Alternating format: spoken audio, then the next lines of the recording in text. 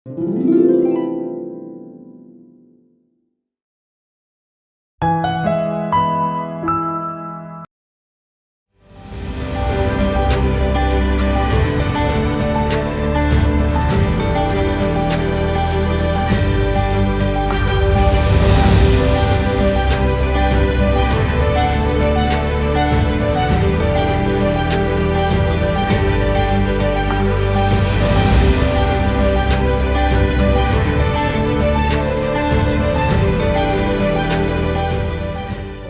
TVRI Jawa Barat dimanapun Anda berada, apa kabarnya pemirsa hari ini?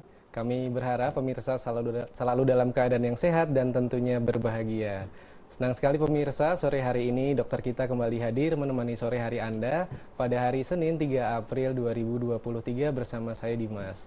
Nah pemirsa, tema kita pada sore hari ini yaitu mengenai Hari Peduli Autisme Sedunia tahun 2023. Nah tentunya Hari Autis ini telah kita peringati setiap tahunnya pada tanggal 2 April atau di hari kemarin. Ini menjadi perhatian untuk kita semua bahwa pentingnya memahami penyandang dengan autis karena mereka juga memiliki keunikan dan keistimewaan yang tersendiri. Pemirsa, sore hari ini saya tidak sendiri, saya sudah bersama dengan ahli expert di bidangnya, yaitu Dr. Purboyo Solek, spesialis anak konsultan dari KSM Ilmu Kesehatan Anak dari RSUP Dr. Hasan Sadikin Bandung. Ya, selamat sore dokter. Selamat sore, Mas. Ya, bagaimana kabarnya nih dok? Baik, alhamdulillah. Baik, alhamdulillah baik ya dok ya. Oke, nanti 1 jam ke depan ini kita akan berbincang mengenai Hari Peduli Autisme Sedunia ya dok ya. Oke. Jadi pemirsa di rumah di sesi kedua nanti ada juga sesi tanya jawab. Pemirsa juga dapat langsung telepon ke nomor kami di nomor 022 540 6677. Baik, saya ulang di nomor 022 540 6677. Ya, baik dokter. Ya. Ini terkait dengan Hari Peduli Autisme Sedunia ya dok ya. Oke, kalau kita ketahui sih dok sebenarnya adakah maksud dan tujuan tersendiri dok sehingga adanya hari khusus untuk peringatan peduli dengan autisme ini seluruh dunia dok? Ya, jadi sebetulnya tiap tahun di tanggal 2 April itu dikenal sebagai World Autism Awareness Day. Oke. Nah, sebetulnya tema-tema tahunan itu dibuatnya oleh United Nations dan berubah setiap tahun. Tetapi kalau kita ikuti sebetulnya dari tahun ke tahun, yang memang dituju akhirnya adalah kesempatan buat para penyandang autism ini bisa tidak hanya kemudian mendapatkan terapi, tapi juga yang terpenting mereka bisa hidup dengan kemampuannya dan kemudian punya pekerjaan yang memang bisa dilakukan dalam keseharian sehingga mereka jadi bisa tanda petik ya, lepas dari pengawalan yang memang saat sekarang kalau kita lihat itu kan demikian memang harus ketatnya dilakukan, karena kalau tidak biasanya gejala-gejala autisme itu sering seperti regresi dia, andai kata kemudian kita luput di dalam pengawalannya. Oke, nah kalau untuk jadi adanya peringatan ini maksudnya sangat baik ya dok sebenarnya. Ini sebenarnya sudah diperingatin dari kapan dok? Mungkin sejak kapan sehingga ada peringatan ini dok? Ya, sudah lama sekali. Oke. Lebih dari 20 tahun yang lalu. Udah 20 tahun ya dok ya? Berarti kesadaran dari masyarakat ini sudah cukup baik ya dok ya? Ya, jadi dari tahun ke tahun kalau kita lihat sebetulnya hal yang berkaitan dengan tidak hanya terapi, tapi kehidupan dari anak-anak yang didiagnosis autism spectrum disorder ini sudah makin membaik. Oke, kalau untuk sebenarnya dalam peringatan Hari Peduli Autisme Sedunia ini dok, adakah peringatan-peringatan khusus atau acara momen tertentu dok? Apakah di dunia ataupun mungkin di Indonesia sendiri dok?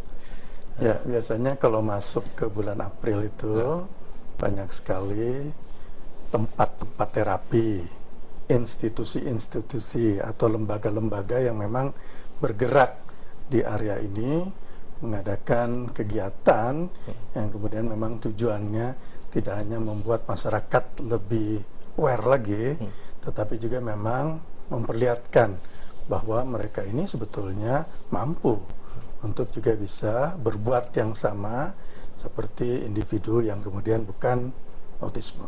Oke.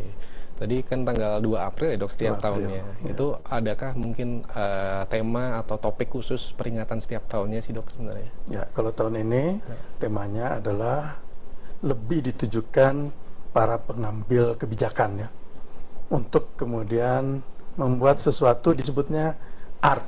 Artinya mereka itu sebetulnya tidak hanya dibuatkan kurikulum-kurikulum pendidikan, tapi dicari potensinya. Nah, kalau dulu-dulu itu banyaknya ke arah yang sifatnya akademik. Ya, kalau sekarang itu kalau sekarang itu sudah juga banyak diketahui bahwa sesungguhnya mereka punya potensi-potensi di luar akademik yang bisa kita eksplor ya, yang bisa kita gali. Oke, kita membicarakan mengenai autisme ya dok ya. Kalau kita berbicara tentang autisme ini sebenarnya itu kondisi yang seperti apa ini dok sebenarnya? Mungkin bisa disampaikan kepada pemirsa di rumah. Ya, jadi saya sering menyebutkan kalau autism spectrum disorder ini salah satu dari neurodevelopmental disorder yang sifatnya sangat kompleks. Kenapa? Karena lebih dari satu area perkembangan yang memang terganggu dan berat. Apa itu? Kemampuan komunikasinya sangat terganggu ya. Kemampuan interaksinya juga terganggu. Ditambah masih ada lagi perilaku-perilaku yang disebut sebagai perilaku maladaptif, jadi aneh. Bisa flapping, bisa clapping gini ya, bisa tapping, dia spinning, berputar-putar, atau melakukan kegiatan yang sepertinya tidak ada maknanya karena perhatikan jarinya aja sendiri ya, bisa sambil digerak-gerakan seperti ini, pukul-pukul kepala, badannya, gigit-gigit jarinya, aneh terlihatnya. Dan itu saja bisa diulang-ulang karena sifatnya repetitif. Bahkan kalau ketemu dengan benda yang kira-kira mirip, dijejer-jejer panjang ya, bisa horizontal seperti ini, bisa vertikal gitu. Nah, karena kompleksnya maka seringkali memang di dalam intervensi terapi itu dia memang tidak cukup kalau kita lakukan satu intervensi di salah satu bidang terapi ya. Salah satu yang memang kemudian sangat kompleks di bidang neurodevelopment kalau kita intervensi karena perlu transdisiplin ya autisme ini. Oke. Jadi cukup kompleksnya tadi di situ ya dok maksudnya. Ya? Kalau tadi ada gangguan dengan komunikasi nih dok, itu gangguan komunikasi yang seperti apa nih dok sebenarnya? Ya, jadi bentuk gangguan komunikasinya seperti yang kita singgung tadi sangat berat. Kenapa? Karena reseptifnya, bahasa reseptif itu sangat tidak berkembang ya. Artinya kalau kita ajarkan kata, kita berikan instruksi, apalagi kalimat, untuk dia bisa paham, itu perlu waktu terapi yang juga tidak pendek. Ya, jadi kalau kita dapatkan kasus gangguan berbahasa yang bukan autisme, misalnya ada bentuk yang disebut dengan gangguan bahasa ekspresif. Nah, itu sih bisa kelar tuh. Dalam 3 bulan, kalau bentuknya tidak berat, gangguan bahasa ekspresifnya, ngomong anaknya. Tapi, kalau autism spectrum disorder, nggak cukup 3 bulan. Nggak cukup 6 bulan. Kalau kita ketemunya umurnya 2 tahun, 3 tahun, reseptif itu baru berkembang bisa 2 tahun kemudian. Nah, jadi panjang sekali. Lama ya, dok? Ya, waktu yang dibutuhkan untuk kita bisa merubah gangguan berbahasanya saja, itu baru gangguan berbahasanya, belum kemampuan interaksinya. Ya, jadi kompleks memang. Jadi maksudnya komunikasi tadi itu berarti antara berbicara maupun memahami kalimat juga ya dok ya? Ya, itu kesulitannya. Ya. Jadi memahaminya sulit, apalagi mengucapkannya. Tentu kan proses memahami dulu ya, yang harus berkembang sebelum bisa diucapkan. Itu. Kalau untuk selain komunikasi tadi juga ada interaksi ya dok ya? Nah, interaksi di sini interaksi dengan siapa saja sih dok sebenarnya? Ya, jadi kalau kita lihat anak-anak yang terdiagnosis autism spectrum disorder ini, bahkan dengan orang tuanya pun, dengan ayah dan ibunya di tahun-tahun pertama, umur 1 tahun, 2 tahun, belum juga dia. Nah, kalau yang itu sebetulnya ibunya, kalau yang ini ayahnya, termasuk adik dan kakaknya. nanti perkembangannya itu kalau kita lakukan intervensi terapi, ya salah satu yang juga berkembang dan ingin kita lihat kemudian jadi berubah, ya kemampuan interaksi ini. Ya, karena tentu sangat sulit kalau kemudian belum kita dapatkan kemampuan interaksi sebetulnya untuk bisa kemudian kita intervensi aspek gangguan berbahasanya. Jadi memang nanti kalau kita cerita tentang terapi yang dilakukan, ada tahap-tahapnya dia, Dimas, untuk bisa sampai ke proses pemahaman berbahasanya, karena pasti akan didahului dengan agar mereka bisa berkontak, ya, agar mereka bisa berinteraksi. Tadi juga ada yang terkait dengan ini ya dok, gerakan-gerakan berulang ya dok ya. Nah kalau gerakan berulang sendiri apakah ada kondisi tertentu dok? Apakah harus digerakkannya hanya di tangan, di kaki saja, atau seperti apa dok gangguan gerakan itu? Jadi menarik sekali sebetulnya kalau salah satu pakar dari autisme ini menyebutkan, namanya Siegel, kalau kita lihat jumlah dari gerakan-gerakan yang aneh tadi, perilaku yang maladaptif tadi, kita bisa mengkorelasikan sebetulnya dengan derajat berat yang kemudian kalau kita lihat kemampuan dari IQ anak autisme itu. Artinya apa? Kalau makin kompleks gejala yang kita dapatkan lengkap, ada flappingnya, ada clappingnya, ada tappingnya, ada body rockingnya, ada spinningnya, ada cara lihatnya dengan cara lihat gaze seperti ini, pukul-pukul kepalanya, self injuriesnya ada, dan seterusnya. Termasuk tadi perilaku-perilaku yang kemudian stereotipik tadi, ya. Yang berulang ya dok? Ya, makin dia lengkap, bisa dipastikan kita berhadapan dengan autisme yang low function, yang memang level IQ-nya jauh di bawah rata-rata normal. Ya, jadi sebetulnya di saat awal pun kita sudah bisa mengira-ngira juga kita sedang berhadapan dengan kasus autism yang ada di mana kelompoknya. Karena secara garis besar kita bisa membagi atas dua kelompok, yang bentuknya low function dan yang bentuknya high function, dari melihat kompleksitas gejala ini. Ya, kita bisa bagi dua bentuk itu. Kalau untuk yang low function sendiri itu berdasarkan apa saja dok? Kita bisa mengatakan bahwa ini yang dengan low function itu? Iya. Jadi kalau kemudian lengkap gejala tadi yang kita ceritakan, lebih dari 3 atau 4 gejala, itu hampir bisa dipastikan kita sedang berhadapan dengan yang low function. Yang kalau nanti saatnya kita bisa lakukan tes IQ, angkanya ada di bawah 70. Sebagian besarnya malah di bawah angka 50. Padahal kita tahu IQ yang normal itu kan ada di kisaran 90 sampai 110. Jadi memang cukup jauh dia, ada di bawah batas bawah dari IQ yang normal. Kalau untuk yang high function sendiri dok? Yang high function sendiri ini dikatakan dengan skor IQ berapa dok mungkin? Ya, jadi high function itu yang di atas angka 70. Yang kalau kita lihat jumlahnya itu di garis yang kanan merah. Iya dok. Sebagian besar autism spectrum disorder sebetulnya middle low. Jadi 75%-nya itu memang di bawah angka 70 untuk IQ-nya, sementara yang high functioning ini ya jumlahnya 25%. Tapi yang 25% ini ingat, kan tadi batasnya 70, yang kalau kita ukur pun IQ-nya ada di rentang yang belum sampai ke normal. Jadi antara 71 sampai 89. Nah, itu jumlahnya yang dari yang 25% itu lebih dari 90%-nya malah. Ya, sehingga kalau pertanyaannya berapa sih yang kemudian high functioning dengan rentang IQ yang berada di posisi normal? Nggak banyak sebetulnya. Dia kurang dari 10%. Kalau saya malah melihatnya kurang dari 5% yang ada di posisi normal IQ-nya itu. Nah, pembagian ini jadi sangat penting. Kenapa? Karena nanti long term outcome kan nanti berkaitannya dengan mampu sekolah kah? Atau kemudian memang bukan di sekolah reguler yang mainstream, tapi dibuatkan kelas khusus, vokasional biasanya kita sebut. Nah, sebagian besar sebetulnya memang arahnya ke vokasional. Ya, jadi memang tidak banyak yang kemudian larinya ke sekolah mainstream dalam posisi yang IQ-nya normal.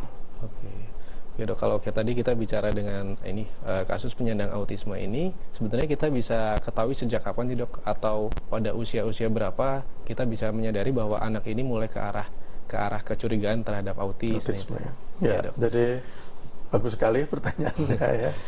Sesungguhnya kalau kita lakukan observasi dengan sangat baik di rentang umur 16 bulan, 17 bulan, sudah juga bisa dibuat diagnosis. Jadi dini diagnosis itu ada di rentang umur ini, Dimas. Di 16-an ya, walaupun buat yang kemudian istilahnya mungkin punya jam terbang yang bagus ya. Nah, kalau jam terbangnya bagus, ya bisa itu di bawah umur 16 bulan. Hanya memang perlu sangat hati-hati. Kenapa? Karena ada banyak gangguan-gangguan perkembangan anak yang juga terganggu di dalam komunikasi, bukan autisme dia, diagnosisnya. Hati-hati itu. Kadang rancu ya dok ya? Ya, sering itu. Di antara umur 2 tahun, 3 tahun, sampai rentang umur 5 tahun, area ini sering kita sebut sebagai area critical periodnya diagnosis nih. Nah, banyak tuh yang overlapping, bukan autisme, tapi terdiagnosis sebagai autism spectrum disorder. Ya, jadi contohnya misalnya anak-anak dengan disabilitas intelektual yang memang kemampuan kognisinya memang di bawah normal, mirip tuh. Kalau kita lihat, dia terganggu juga. Iya, mirip. Ada juga perilaku maladaptifnya. Susah juga kadang-kadang interaksinya. Termasuk misalnya bahkan menarik sekali ya, anak-anak yang kemudian secara genetik terlahir dengan IQ jauh sekali di atas rata-rata, lebih dari 130 disebutnya gifted. Nah, kita tahu tadi IQ normal itu kan 90 sampai 110. Nah, menariknya anak-anak yang berlevel IQ lebih dari 130, kalau kita ketemunya di umur tadi 2 tahun, 3 tahun, dan kemudian apa yang klinis kita lihat sering disertai sebagiannya juga gangguan berbahasa. Nah, ini sering ketukar nih. Ya, jadi beberapa kelainan yang juga dengan gangguan berbahasa ternyata bukan autisme, sering memang terdiagnosis autisme. Oleh karena itu perlu sekali kehati-hatian di dalam kita melakukan observasi ya. Jadi memang tidak 5-10 menit Mas, untuk kemudian dilihat dan dibuat diagnosis ya. Ya, perlu waktu yang cukup panjang. Tadi kalau ada gangguan-gangguan ya dok, berarti antara komunikasi, interaksi, dan juga adanya gangguan perilaku itu, apakah sebenarnya, mohon maaf, penyandang autisme ini menyadari sebenarnya gerakan itu tuh mereka lakukan secara sadar atau sebenarnya di bawah sadar dok sebenarnya, kalau memang ini autis? Mereka memang tidak menyadarinya ya, untuk melakukan gerakan-gerakan yang seperti itu. Karena justru nanti yang membedakannya dengan misalnya tadi kita ceritakan ya, anak-anak yang gifted yang juga bisa punya perilaku misalnya ada flappingnya. Tapi kalau kita observe dengan baik, flapping yang muncul pada anak-anak yang bukan autism spectrum disorder gifted, dia muncul karena memang ada yang men-trigger, misal karena sesuatu yang membuat dia jadi senang, jadi excited, muncul tuh. Sementara kalau pada autisme tidak ya, dia spontan aja muncul seperti itu, termasuk bentuk-bentuk perilaku maladaptif yang lainnya. Jadi waktunya tidak bisa ditentukan ya dok ya? Ya, betul sekali. Timbul keluhan-keluhan itu tadi. Iya, betul sekali. Ya. Sebenarnya kalau untuk kasus-kasus lain sebenarnya, apakah ada kondisi khusus yang sebenarnya mirip dengan kondisi autis ini dok sebenarnya? Ya, itu yang tadi kita cerita ya. Bisa pada kasus anak-anak gifted yang IQ-nya lebih dari 130, bisa pada anak-anak dengan gangguan berbahasa ekspresif yang berat, bisa nih muncul ini. Bisa pada anak-anak dengan disabilitas intelektual yang justru IQ-nya jauh sekali di bawah rata-rata normal, biasanya di bawah angka 25. Nah, itu kita kelompokkan severe disabilitas intelektual, ada tuh 1 atau 2 perilaku-perilaku autistik bisa muncul tuh. Seringnya biasanya flapping ya, seperti ini, atau kemudian seperti body rockingnya menghentak gitu ya. Jadi memang harus hati-hati ya. Agak mirip-mirip ya dok ya, dengan yang lain juga. Oleh karena itu di dalam mengobservasinya, salah satu yang kemudian bisa kita dalami adalah ada di mana kira-kira level IQ yang kemudian anak-anak yang kita observe dan kemudian keluar flappingnya itu. Nah, kan kita bisa itu ya, menentukan ada di mana sih perkembangan kepandaiannya Cukup mudah kan, karena kita bandingkan dengan milestone perkembangan, kepandaian. Sementara kalau autisme kan level IQ-nya memang jauh di bawah normal. Di bawah rata-rata ya dok ya. Oke, kalau tadi dokter sampaikan perlunya ada tes IQ dok ya. Nah tes IQ sendiri sebenarnya dilakukan tadi kapan dan di mana sih dok sebenarnya kita bisa melakukan? Mungkin pemirsa bisa ingin tahu gitu dok. Jadi tidak juga serta-merta setiap kali kalau kita kemudian menemukan kasus autism spectrum disorder nih, hari ini juga kita lakukan tes IQ. Tentu tidak bisa kita lakukan ya, karena kan masih terganggu sekali dengan perilaku maladaptif tadi. Masih belum berinteraksi, juga belum verbal. Sehingga kalaupun dilakukan tes IQ, pasti angka yang kita dapatkan itu bias ya. Karena bukan angka yang memang sesungguhnya. Artinya kita memang harus lakukan intervensi terapi dulu. Dan nanti dari kompleksitas gejala yang kita dapatkan dan bisa kita kemudian membagi kira-kira ini low function atau kemudian high function.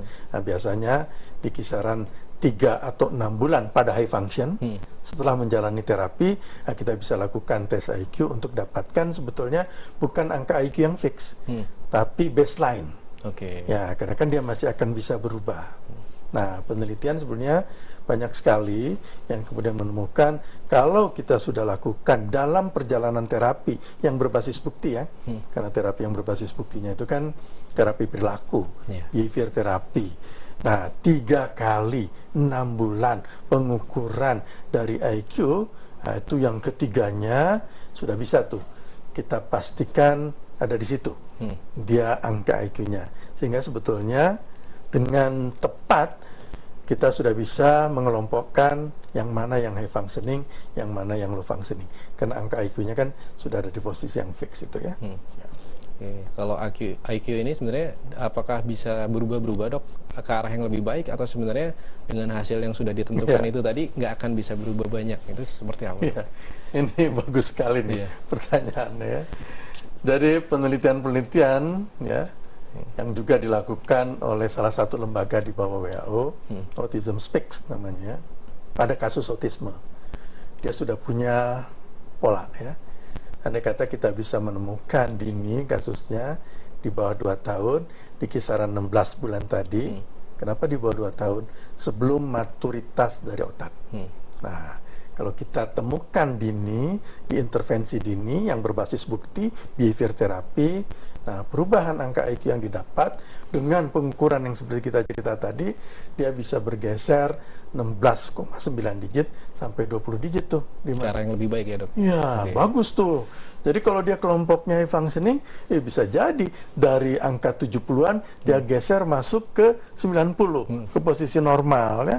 Tapi kalau kemudian kita membuat diagnosisnya sudah di atas 2 tahun, sudah di atas 3 tahun, apalagi di atas 5 tahun, dia nggak banyak geserannya dari baseline yang kita dapatkan. Karena bisa jadi perubahannya itu kurang dari 10 digit. Ya, seringkali malah kita dapatkan kurang dari 5 digit. Artinya, kalau umurnya makin besar, maka setelah kemudian kita bisa lakukan tes IQ, dan di dalam perjalanan terapi selanjutnya, kita sebetulnya sudah berada pada posisi IQ yang memang tidak banyak berubah lagi.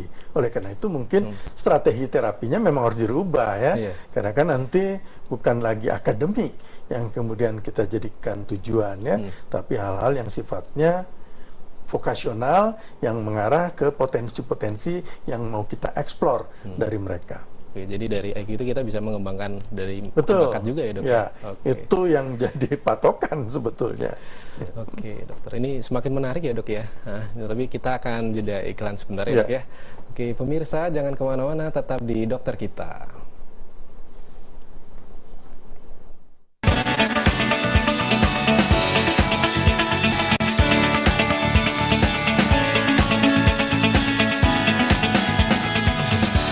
Anda masih setia bersama kami dalam acara Dokter Kita.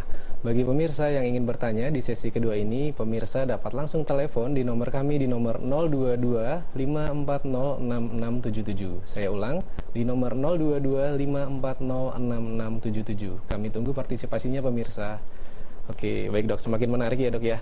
Oke, sebenarnya kalau kita berbicara mengenai autisme ini dok, ini seberapa banyak sih dok kondisi mungkin di Indonesia sendiri atau mungkin di dunia dok, seberapa banyak jumlahnya? Ya, di kita sebetulnya belum ada penelitian multisenter ya, yang kemudian keluar angkanya berapa insidensinya ya. Tapi kalau Amerika, negara-negara Eropa lain sudah punya angka yang kemudian memang hampir sama tuh kalau kita lihat ya, 1:58. Besar Cukup banyak ya dok ya? Ya. Padahal kita tahu mereka kenal autisme itu kalau lihat sejarahnya, Leo Kanner itu kan menemukan tahun 1943. Ya. Nah, jadi kalau kita lihat perjalanannya kan sudah puluhan tahun. Ya, sudah cukup lama ya dok. Ya, artinya deskripsi mereka terhadap kasus yang memang sesungguhnya autisme itu memang sudah sangat detail ya. Oleh karena itu kalau kita lihat angka ini besar nih. Ya, jadi kalau kita bisa nanti lakukan penelitian multisenter, nggak kebayang tuh angkanya yang ada semakin di lebih kita detail lagi ya. dok. Ya, pasti besar tuh ya. Dan ini perlu penanganan yang sangat serius ya. Kenapa?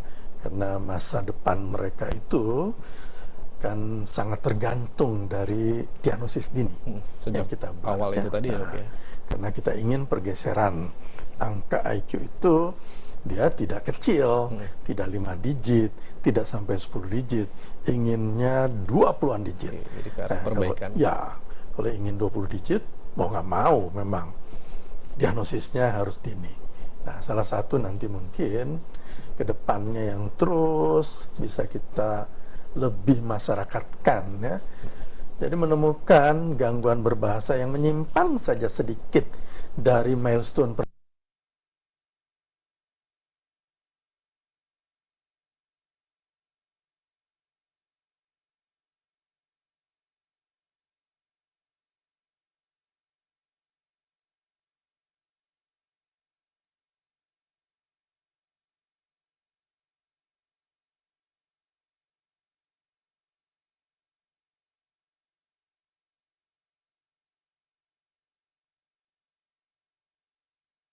perkembangan bahasa, periksa itu untuk bisa kita dapatkan kasusnya dini.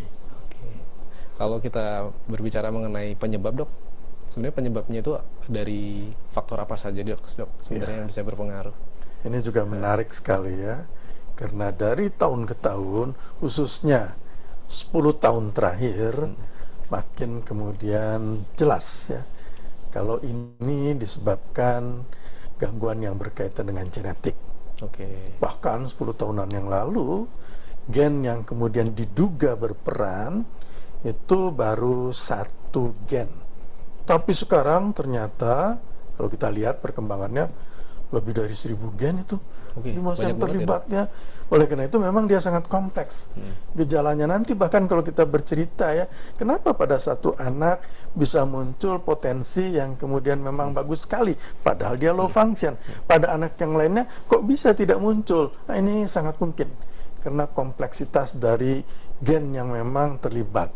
Yang sebagiannya besar, yang sebagian besarnya itu dia berkaitan dengan serotonin. Ya, jadi neurotransmitter di kita ada serotonin kan tuh ya, 5-hidroksitriptamin. Nah, ini yang terganggu. Nah, sekarang sebetulnya beruntung karena sudah banyak juga terapi yang bisa kita tambahkan, tidak hanya terapi perilaku tadi, tapi juga farmakologi terapi yang kemudian bisa mengatur kadar serotonin ini. Sehingga sebetulnya di tahun-tahun belakangan ini perbaikan yang kita dapatkan pada kasus autisme yang kompleks sekalipun jauh berbeda sebetulnya dibandingkan dengan 10 tahunan yang lalu.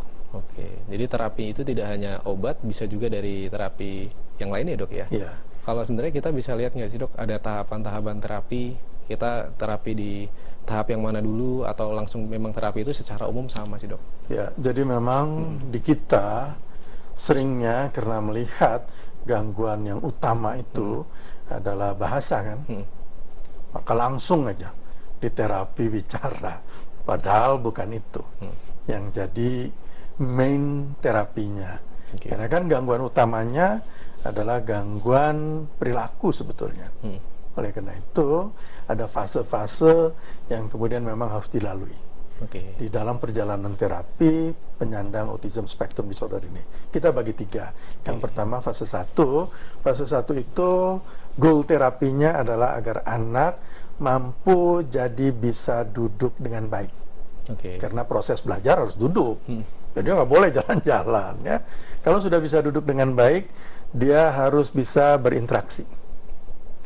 Setelah itu dia akan mampu untuk memaknai apa yang kemudian dia dengar dari kata-kata yang misalnya diucapkan, entah instruksi atau yang lainnya. Nah, ini fase 1 namanya. Ini bukan hanya bulanan, bisa 2 atau 3 tahun baru selesai. Fase 1. Ada ketentuan waktunya nggak dok yang fase 1 ini? Tergantung dari tadi dia low atau high. Ya, makin dia low functioning, dia makin butuh waktu yang panjang. Ya. Nah, kalau kita lihat, iya dok. Setelah fase 1 selesai, dia bisa masuk fase 2. Karena secara umum kita tahu di mana kemampuan kognisinya itu memang sebagian besar di bawah rata-rata normal, maka kalau fase 2, setting terapinya adalah menyelesaikan basic life skill, bukan akademik. Nah, di kita banyak yang kemudian tertukar-tukar ini, akademik dulu. Nah, sebetulnya di fase 2 yang kita kerjakan adalah basic life skill. Sudah barang tentu nanti kalau fase 2 ini berlangsung dengan baik, kita sudah bisa tentukan ada di mana level IQ-nya, sehingga sudah fix nanti low kah atau high functioning kah. Nah, dia sudah bisa masuk ke fase 3. Untuk sudah bisa kita tentukan yang mana yang memang bersekolah, yang mana yang kemudian memang tidak bersekolah. Oke, baik dok. Ini kita ada telepon, kita angkat dulu ya dok. Silakan. Halo, assalamualaikum, selamat sore. Assalamualaikum. Ya, selamat sore, dengan ibu siapa di mana? Ini dengan saya, Salwa Fauzia Sania dari Sukabumi. Ya, baik ibu, silakan pertanyaannya. Ini kan pertanyaannya tentang autisme ya? Iya bu. Oke, pertanyaannya tuh bagaimana cara kita menangani orang yang autis di usia kira-kira 12 tahun gitu. Kan biasanya orang autis tuh ada yang pinter juga tuh. Nah, jadi dia tuh pinter tapi autis gitu. Jadi kita tuh kadang sedikit sulit untuk membedakan apakah dia tuh emang terlalu pinter atau autis gitu. Padahal, jadi saya tuh pernah punya pengalaman, adik kelas saya, dia itu cowok, dia pinter, tapi dia tuh terlalu aktif, jadi over gitu. Nah, jadi ada suatu ketika, karena dia terlalu aktif, guru-guru tuh merasa aneh sama tingkah laku dia gitu. Nah, ternyata dia tuh bukan terlalu pintar tapi autis. Jadi bagaimana cara menangani orang seperti itu? Tapi dia memang pintar, dari bicaranya juga dia pintar. Ada yang mau ditanyakan dok? Ya, cukup. Terima kasih. Ya, terima kasih Bu. Ya. Pertanyaan yang bagus ini ya. Iya dok, berdasarkan di lapangan ya dok ya? Oke. Karena tadi kita cerita, kita ulang lagi ya. Ya, boleh dok. Kalau kita bercerita tentang autism spectrum disorder, sesungguhnya 85% itu level IQ-nya ada di bawah normal ya. Dengan batas low dan high function itu angkanya 70. 70 ya dok. Tadi kita cerita juga IQ normal 90 sampai 110. Jadi bedanya jauh nih. Sementara sisanya yang 25% ada di posisi tidak juga dia masuk ke angka IQ normal, tapi di antara IQ 70 sampai 89. Artinya, kalau kita bicara tentang kasus autism spectrum disorder, sebetulnya kita sedang bicara dalam konteks yang sebagian besar penyandangnya ber-IQ di bawah normal, walaupun dia high function. Kalau pertanyaannya, apakah high function itu ada juga yang di posisi normal IQ-nya? Ada. Karena penelitian-penelitian mendapatkan dia di kisaran angka 5% sampai 10% dari yang 25% ini. Dan angkanya tidak juga dia di atas rata-rata. Jadi tidak juga 112, 130 misalnya. Tidak. Dia ada di dekat batas bawah. 92, 93, 94. Nah, menariknya, kalau tadi kan terceritakan pinter nih. Pinter ya dok, anak usia 12 tahun ya. Karena jangan-jangan tertukar dengan yang diagnosisnya gifted. Ya, kenapa? Karena yang diagnosisnya gifted, tadi kita cerita, Kalau di bawah umur 5 tahun, di kisaran umur 2 atau 3 tahun atau 4 tahun, yang bahkan makin lebih tinggi lagi dari 130, yang 130 saja kan sudah jauh di atas rata-rata ya, perilakunya 40% berperilaku autistik. Sering nampak juga seperti terganggu interaksi. Kadang ada juga perilaku maladaptifnya, tapi tadi kita cerita nggak komplit. Mungkin cuma 1 atau 2 flappingnya, clappingnya. Ingat kita cerita juga kalau ini muncul ada yang men-trigger, tidak seperti autisme. Oleh karena itu memang sejak awal waktu kita ketemukan dini penting sekali kemudian mengobserv juga kira-kira ada di level mana IQ ini dengan milestone perkembangan kepandaian, sehingga memang kita jadi nggak ketukar-tukar. Nah seringnya kalau kemudian yang gifted ini terdiagnosis sebagai autism spectrum disorder, dia diintervensi terapi, dia cepat berubah ya. Dia tidak seperti tadi polanya yang kita cerita fase 1, fase 2. Dalam 3 bulan, 4 bulan, 5 bulan sudah berubah dia ya. Yang lebih baik juga, ya. Kemampuan interaksinya sudah bagus ya. Bahasanya juga berkembang ya. Sehingga kemudian muncullah kemampuan-kemampuan dia yang memang sesuai dengan level IQ dia yang gifted itu. Nah mungkin salah satunya ini ya, jadi tertukar, atau kemungkinan yang kedua memang dia high functioning. Nah apa bedanya di dalam perjalanan terapi yang high functioning dengan yang low functioning? Yang high functioning lah yang kemudian nanti kita akan bisa memang mengeksplor kemampuan-kemampuan mereka di luar akademik. Bermain musik, menyanyi, gambar, menjadi juru masak. Dengan urutan paling banyak memang musik ini. Dan musik itu ya ada urutannya juga ya, karena penelitiannya sudah banyak ya. Termasuk kalau di musik itu yang paling banyak antik tuh memang karena keyboard.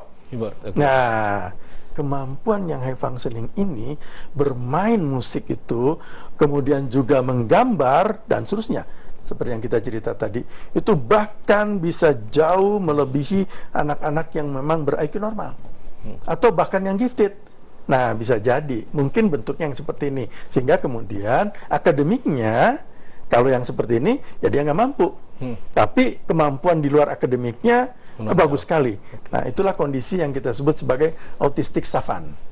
Ya jadi memang harus hati-hati. Mirip-mirip ya dok? Ya awas, ada yang namanya autistic savant, ada yang kemudian bukan autistic savant tapi sejatinya memang gifted. Nah buat kemudian pertanyaan tadi, rasanya penting sekali kita verifikasi ya, sebetulnya diagnosis yang sesungguhnya itu yang mana, sehingga nanti intervensinya kan jadi berbeda ya.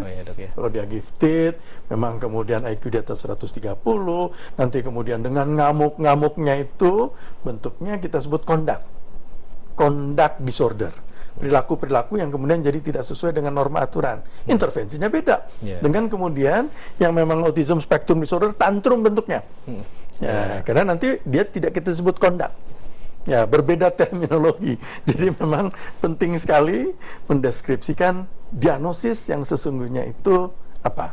Ya, mungkin itu jawabannya. Siap, ya. Semoga tadi bisa menjawab pertanyaan Ibu tadi ya, Bu ya. Oke dok, kalau misalnya ini terkait tadi di fase 3 juga dok, kita kan bisa menentukan untuk sekolah ya dok ya, fase sekolah atau edukasi lanjutan. Itu sebenarnya kalau untuk penyandang autis sendiri ini apakah bisa sekolah sama dengan anak-anak yang lain atau sebenarnya ada sekolah khusus gitu dok? Ya, jadi nanti kan kita punya yang angkanya 5% sampai 10% yang high functioning tapi di posisi IQ normal. Nah inilah yang memang jadi kandidat untuk sekolah ya. Artinya kan kalau IQ normal itu kan tingkat kecerdasan sebetulnya ya, kalau kita mengukur IQ ya, dan itu merupakan bentuk dari kemampuan akademik individu ya. Sehingga itulah yang mampu SD, SMP, SMA, perguruan tinggi. Nah tapi pada autisme ya unik, walaupun dia di posisi IQ-nya normal, salah satu yang kemudian memang tetap menjadi gangguannya, terbawa terus nih sampai dewasa, fungsi eksekutifnya sangat terganggu. Seperti apa itu dok? Nah, jadi kalau fungsi eksekutif itu dia masih tetap juga mudah untuk terdistraksi. dia kemudian susah sekali untuk belajar yang sifatnya komprehensi, yang sifatnya abstrak, sehingga menjelaskan sesuatu yang kemudian kalau kita jelaskan pahala, dosa, rugi, untung, nah itu jauh lebih sulit lagi, walaupun dari posisi normal. Oleh karena itu memang bisa sama dia IQ-nya seperti individu yang normal, high functioning, tapi kemampuan yang berkaitan dengan comprehension itu dia ada di bawahnya. Nah, penting untuk kemudian sekolah yang kemudian akan dia tempati, guru dan jajarannya gitu ya, paham tentang ini. Kalau tidak, dia tetap jadi bisa bermasalah. Nah, itu memang perbedaannya ya. Nah, kecuali di dalam kelompok yang hampir sama, kita punya juga kasus yang namanya Asperger. Itu mirip juga seperti autisme, dengan level IQ lebih dari 120 sekarang untuk terminologinya, kalau dulu 130. Nah, ini kemampuan berbahasanya jauh lebih berkembang dibandingkan dengan kelompok autism spectrum disorder, dan perubahan untuk interaksi serta kemudian perilaku maladaptifnya untuk kemudian tereduksi itu jauh berbeda dibandingkan dengan autism spectrum disorder. Walaupun kalau kita melihat di dalam kelompok autism spectrum disorder di kriteria DSM-5 itu kan jadi satu ya, antara autistic disorder, Asperger syndrome, dan pervasive developmental disorder not otherwise specified. Tapi sebetulnya kalau saya termasuk yang kemudian walaupun di DSM-5 itu dijadikan satu nama autism spectrum disorder, tapi dalam keseharian saya pribadi tetap memisahkan yang mana yang sebetulnya Asperger, yang mana autistic disorder, yang mana kemudian PDD-NOS tadi. Kenapa? Karena perbedaan level IQ ini. Dan kenapa juga kalau berbeda level IQ, long term outcome-nya jadi berbeda. Ya. Terapinya ya, juga termasuk beda, ya? Aspek yang berkaitan dengan akademik tadi. Ya, kira-kira seperti itu. Jadi kalau untuk akademik sendiri, peluang untuk bisa melanjutkan studi seperti apa nih dok sebenarnya? Kalau yang di posisi normal ini, yang high function ya dok ya? Bisa ya? Ya sama, artinya kesempatan untuk dia sampai ke perguruan tinggi sama ya. Dengan tentu ya harus kita kawal ya. Ya, karena dia nanti beda dengan bentuk yang Asperger itu. Kalau untuk sebenarnya siapa saja sih dok sebenarnya yang berperan dalam untuk mengenali, mengetahui deteksi dini anak ini kecurigaannya ke arah autistik ini, sebenarnya siapa saja dok yang berperan? Ya, salah satu sebetulnya yang bisa punya peranan tentu orang tua. Karena tadi kita cerita, kalau saja orang tua melihat ada yang berbeda dari perkembangan anaknya ya, khususnya perkembangan berbahasa ya. Bahasa ya dok ya. Karena kan kalau perkembangan kita lihatnya tidak hanya bahasa, sosial ya, tapi juga kemudian motorik dan juga kepandaian. Nah, kalau saja dapat ini satu ya, periksalah ya.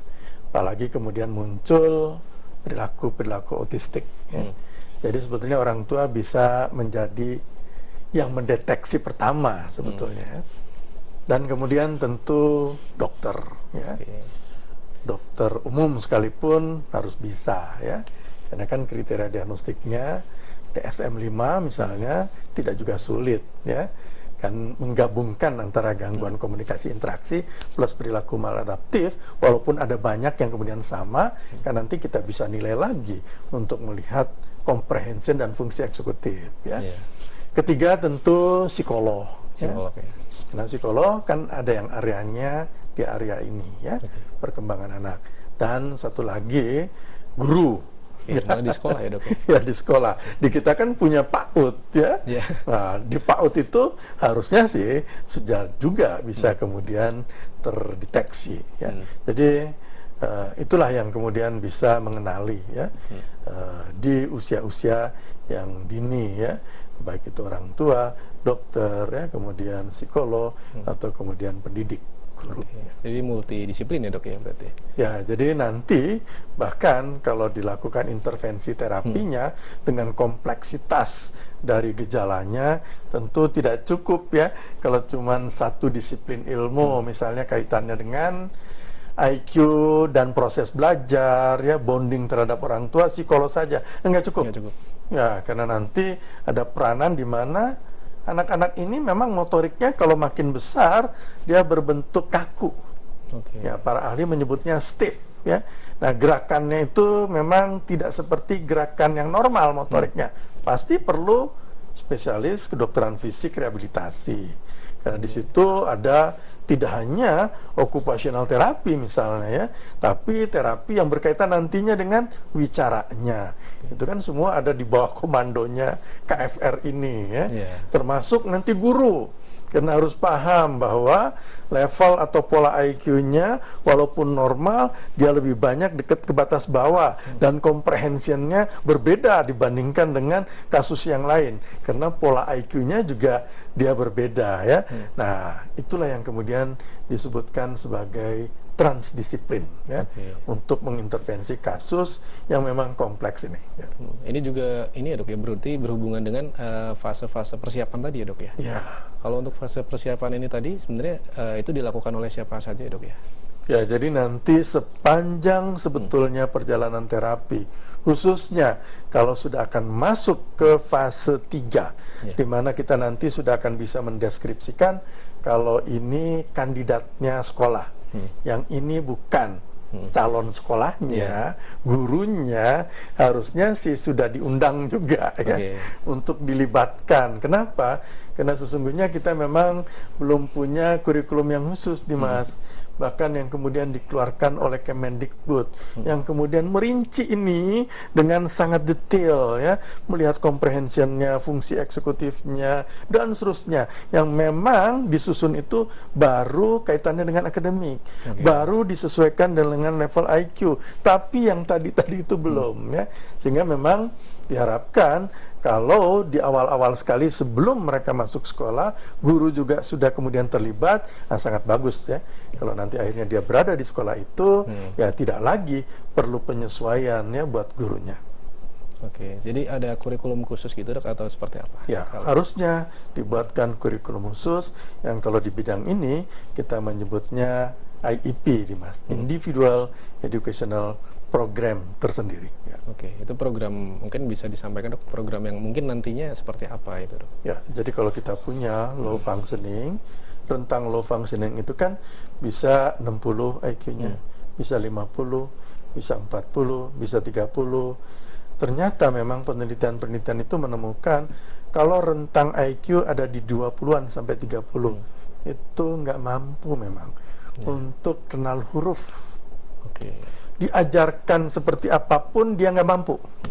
Ini harus dipahami, sehingga nanti dia berbeda dengan kemudian modul atau kurikulum yang dibuat di level atasnya, yang 40 sampai 50 mampu itu. Baca iya, tapi ada tapinya, karena di level ini memaknai yang dia baca itu cuma bisa dia maknai untuk level-level kelas 2, kelas 3 untuk bacaannya. Karena kalau dikasih nanti bacaan yang level atasnya nggak mampu dia. Begitu seterusnya sampai level yang atasnya. Oleh karena itu, individual educational program ini memang jadi berbeda untuk walaupun diagnosisnya sama, autisme.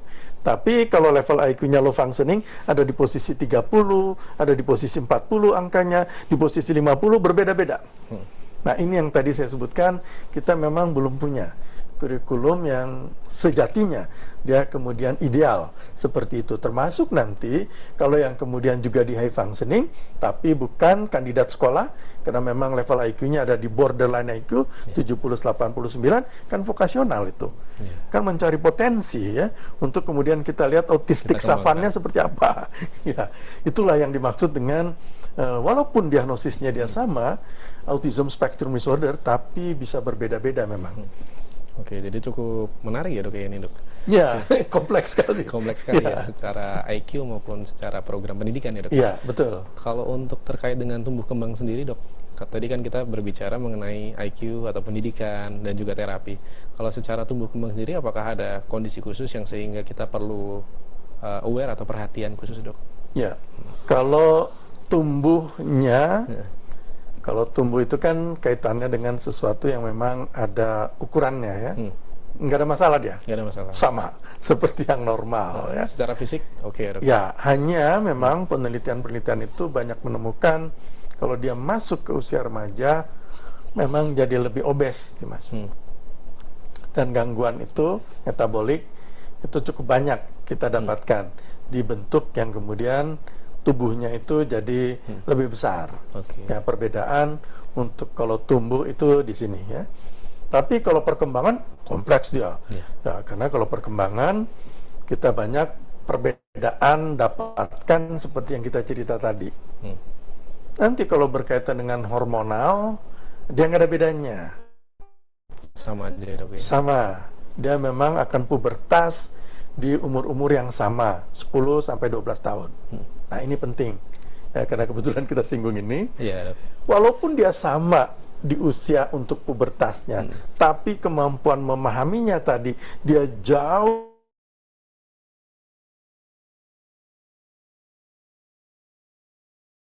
lebih di bawah dibandingkan yang normal. Itulah kenapa alasannya di fase kedua yang berkaitan dengan kemudian personal hygiene sudah kemudian diajarkan.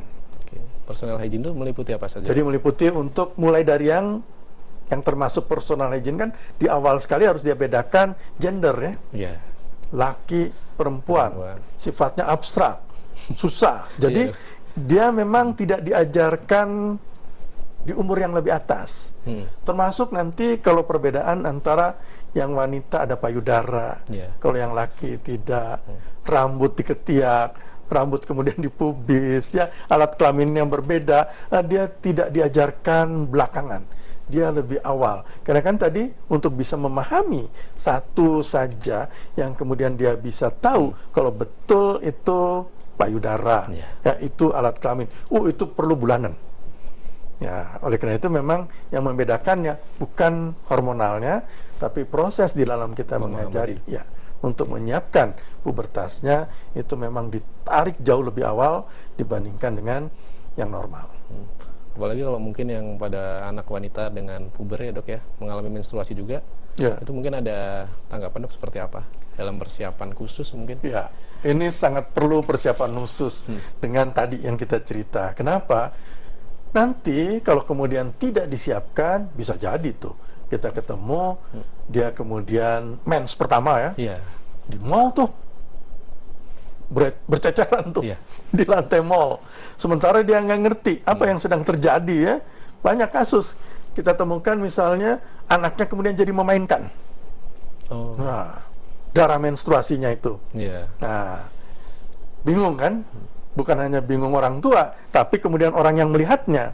Oleh karena itu memang harus kita lakukan pendidikan lebih awal buat mereka. Itulah kenapa tadi di fase kedua yang diajarkan itu bukan dulu akademik, tapi basic, basic life skill ini ya.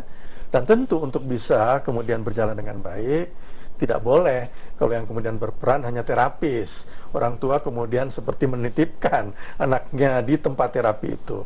Orang tua juga harus paham dengan apa yang tadi kita ceritakan ya, sehingga ikut berperan kalau kemudian terjadi hal-hal yang seperti ini ya. Oke. Kalau untuk ini, Dok, apakah ada komunitas penyandang autisme mungkin di Indonesia sendiri atau di kota-kota besar, Dok? Ya, kita beruntung sebetulnya kalau saat sekarang banyak sekali ya komunitas-komunitas yang kemudian memang ada di area ini, yang mungkin kedepannya sangat baik kalau komunitas-komunitas ini kemudian dikawal ya, sehingga kemudian selalu berada di tracknya. Saya kasih contoh misalnya apa?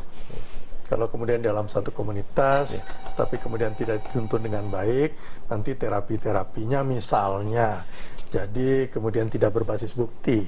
Karena misalnya terapinya untuk bisa ngomong harus kemudian dia hiking. Nah, susah kan ya, kan nggak ada hubungannya antara hiking dan bisa ngomong. Atau ada terapi yang kemudian harus naik lumba-lumba dia bisa ngomong. Nah, itu kan tidak berbasis bukti ya.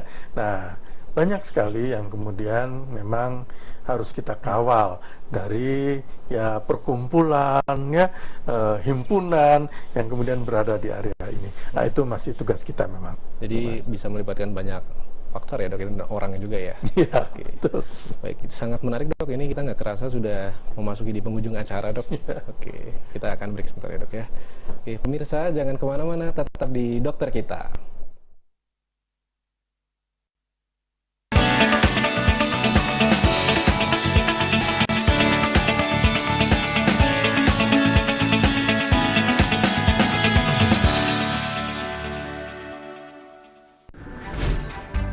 Halo semuanya, aku Modi, maskot TV Digital Indonesia. Aku akan membantu semua orang menuju migrasi TV digital. Di mana? Di siarandigital.id dan call center 159.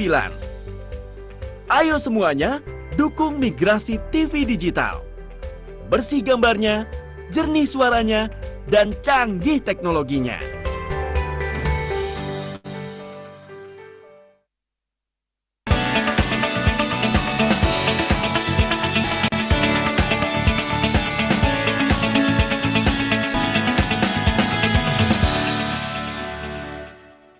Terima kasih pemirsa, Anda masih setia bersama kami di acara Dokter Kita.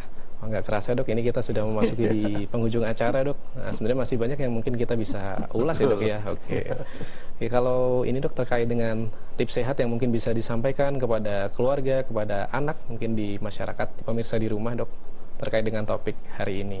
Ya, jadi perlu sangat dipahami oleh keluarga, orang tua apalagi ya. Autism spectrum disorder itu bentuk dari gangguan neurodevelopmental yang sifatnya berat. Ya. Berat ini harus disadari. Sejak awal ya dok ya. Karena walaupun kriteria diagnosis dari DSM kelimanya, Diagnostic and Statistical Manual of Mental Disorder, itu gangguan bahasa, komunikasinya ini interaksi dan perilaku. Tapi sebetulnya yang paling berat itu adalah kognisinya. Karena ada di bawah rata-rata normal. Oleh karena itu harus kita temukan dini. Jadi orang tua memang harus kemudian memang perhatikan dengan baik ya. Tidak sulit karena milestone perkembangan berbahasa kasarnya.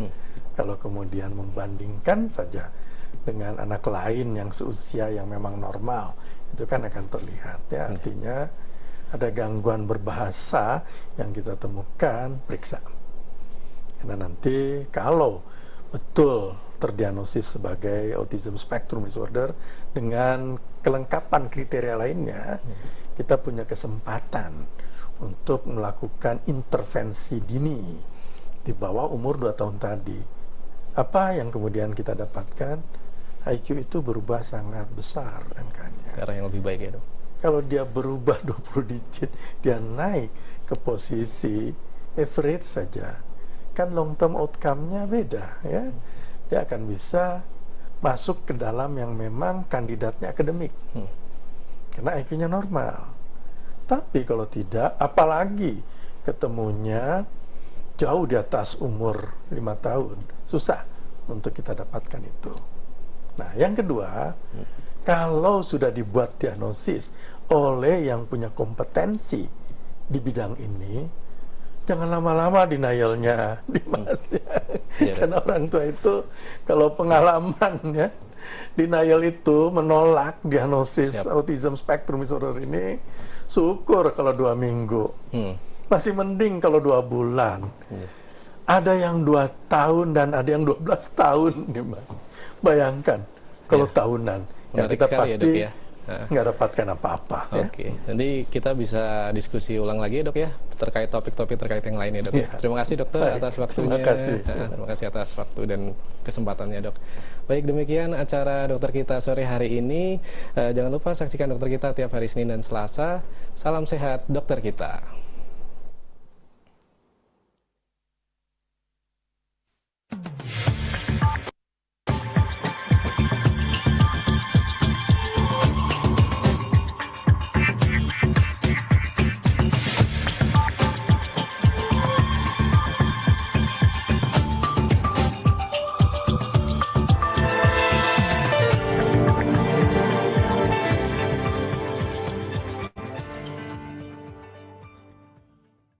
Do